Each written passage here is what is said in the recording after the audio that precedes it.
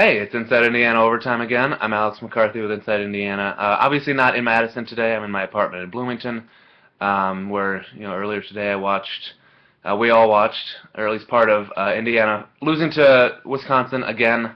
That's 9 straight times, and Indiana lost, of course, 51-3. It was really the first game of the year where you could, at the end of the first quarter even, where you could say, this game's basically finish. I mean, you could tell pretty early on that Wisconsin was going to win that game.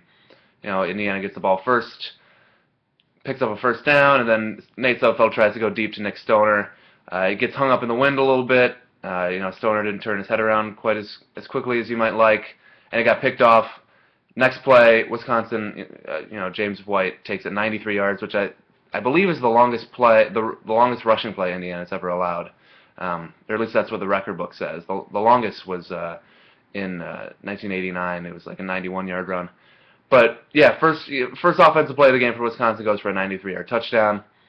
I mean, just completely opposite starts for Indiana and Wisconsin on offense. Indiana turns the ball over twice in the first 7 plays, and Wisconsin scores twice in I think the first 4 plays. So that immediately, right off the bat, Indiana's in a hole. Down 14-0 in the first 3 minutes of the game, and it didn't really get a whole lot better after that. I mean, the defense actually kind of, when they weren't having to deal with such a short field after turnovers, the defense actually played fairly well at times. Especially in the red zone, forcing a few field goals from Wisconsin instead of touchdowns, which obviously that's not something that's not something Indiana wants to do anyway.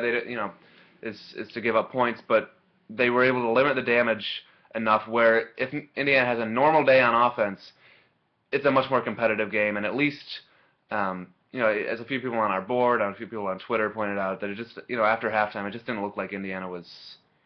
It just looked like they were playing to finish the game out, basically.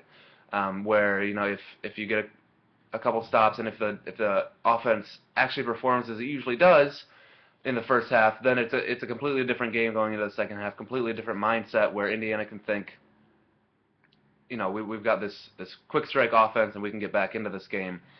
And it just never, ever really got on track. They had one good drive fairly late in the game where they got down to the 1. They had first and goal from the 1.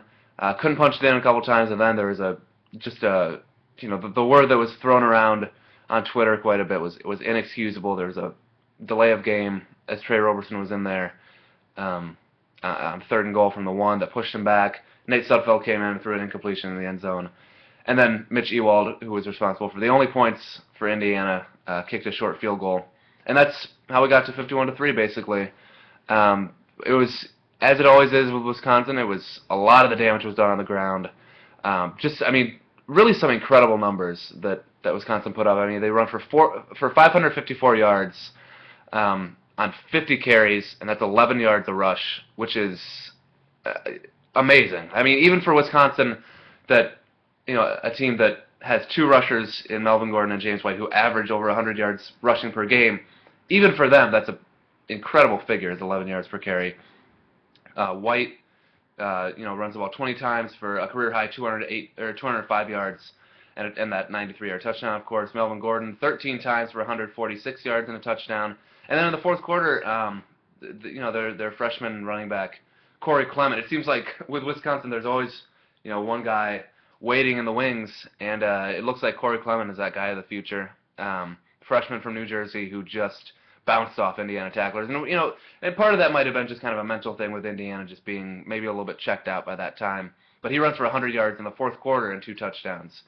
And then Jared Abbrederis, who, this week has been talked about as that guy who, Wisconsin lulls you to sleep kind of with their run, and then there's a play action and they hit Abbrederis deep. He's kind of their advertised deep threat, their kind of go-to wide receiver. And he had 2 touchdown runs today. He had 2, end arounds that both went for fairly long touchdowns. One was 46 yards. But he runs it 3 times for 86 yards in those 2 touchdowns. So, I mean, really everything that Wisconsin tried to do on the ground worked against Indiana, and a lot of that is just Wisconsin being bigger, more physical, more experienced in terms of the run game, and part of it, like I said, might have been Indiana just kind of being out of gas by that fourth quarter and just I mean, you're down 35, 40 points going into the last quarter. It's hard to really get up for that, but this is really the anomaly in terms of games this year with IU, where they've been in like basically every game. I mean, even against Michigan State, which was a little bit maybe a little bit out of reach for them, they were still in it. Early in the fourth quarter. Michigan, obviously, they were in it until the final minutes. Missouri, they were in it. Navy, they had a lot of opportunities. Today was really the only game this year for Indiana that there was just that hope kind of disappeared very early, and you could see that, you could feel that, both on our board, on Twitter, on the field. It just seemed like, pack this one in. This is a loss. Kind of go on to next week, which is a game that might be even tougher for Indiana. I mean, they go to Columbus to face Ohio State, which is obviously one of the top teams in the country, and is a team that thinks they can beat Alabama and Florida State, as we saw this week. But the interesting thing is with Indiana is the past couple of years, under Kevin Wilson, they've been very, very close to beating Ohio State twice. Last year, I mean, they lost by 3, which was a little bit skewed by a late game comeback. But 2 years ago, they were in that until a late Trey Roberson interception. They were driving to tie the game. Roberson throws an interception, and Ohio State scores again to make it look like a 14-point game, when really it was down to the last, I think, 4 minutes, 3 minutes, something like that. So Indiana has actually played Ohio State very well, but Wisconsin has just demolished them over the past few years, and it's a very odd thing where Wisconsin has had some very, very good teams. Obviously they've gone to a couple Rose Bowls in the past 5 years, and they've won the Big Ten, but just the sheer even lack of competition between Indiana and Wisconsin is kind of shocking over the past couple years. I think I was looking up a stat where Kevin Wilson teams have lost to Wisconsin by a score of 172-24 after this game, which is just, you ask just how does that happen?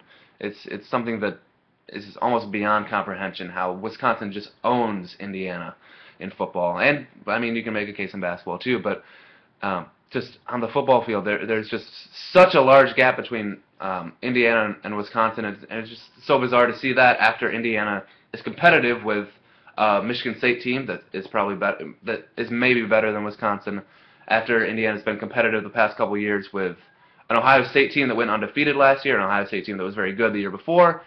It's just, there's some mental block with Wisconsin that I just can't explain, can't figure out. But that's where we are right now. I mean, Indiana still needs, they need to win out to go to a bowl game, and that last game against Purdue might look like a win.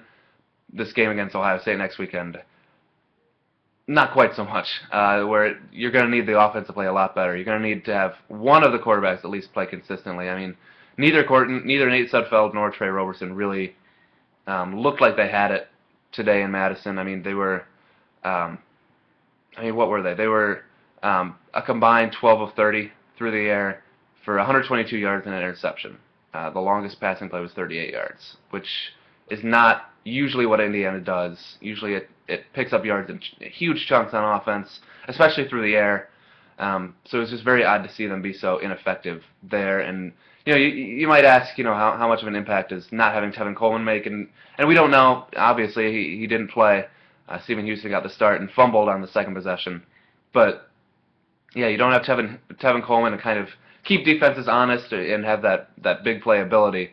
So maybe that would have changed, especially at the outset of the game. But really, it just looked like Indiana was incredibly overmatched today in Madison, and comes away with a 48-point loss.